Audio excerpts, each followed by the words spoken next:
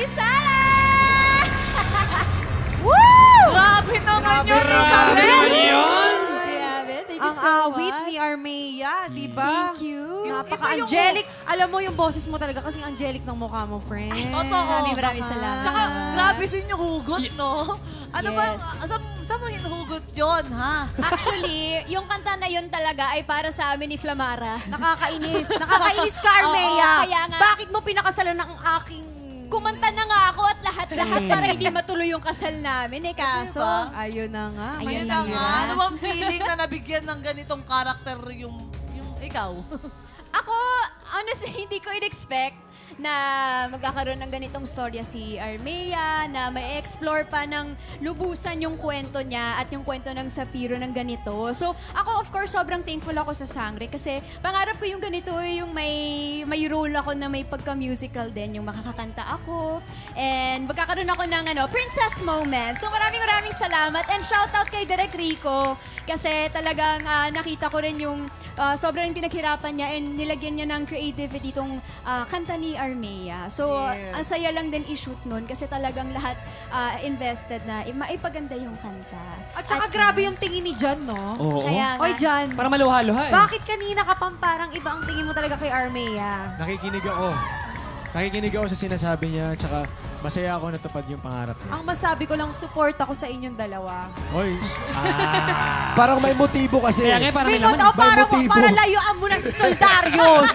Yun yung May ibig kong laman sabihin eh. doon. Oh, eto na nga, Tumarin natin tanong ng ko batis, nga. di ba? Oh, may chance ba talaga na maging malaya si Hara Armea since you keep singing about being malaya? Actually, kung anong klaseng pagiging malaya, yan ang dapat abangan ng mga Encantadix. Kung talagang makakatuluyan ba niya ng lubusan si Soldarius or magkakaroon siya ng pagkakataon para umibig ng malaya kasama ang isang miniave na ipinakita niya sa batis. Nako po. Ayan. Oh, ito na. Si Daron na ba ang the one? Oh, insan. Sinabi na namin, grabe yung tingin mo. Tingin mo, ito, may chance pa ba si Daron at Hara Armea? ito sa totoo lang, alam ni Hara Armea ang lugar niya. Siya ay isang reyna. Ako ay isang kawal lamang. Hindi. Pero, Nakawal lamang. pero mapipigilan ba ang puso? Aray ko! Parang, uy. Ay, nako. Ito, ganito na lang. Imbitahin nyo na lang yung mga tiktropa natin gabi-gabi na suportahan ng Sangre Encantadia Chronicles. Ayan. Inaanyayahan nga pala namin ang lahat ng mga tiktropa namin dyan na sana ipanuurin po ninyo ang Sangre Encantadia Chronicles. Hey, nag-split. Salamat. Ayun, siya. Ang brilyante! Biyak ang brilyante. Biyak ang brilyante ni Gargal. Si Daron.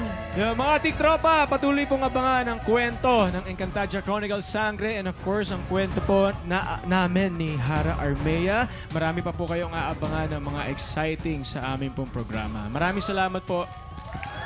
Yes, mga tiktropa, mga Encantadix, sana tuloy-tuloy niyo po suporta ng Encantadia Chronicles Sangre at sana subaybayan niyo po ang storya ni Armea at ang lahat ng mga Sangre na patuloy na lumalaban para sa kabutihan. Ayan. Maraming salamat po sa suporta.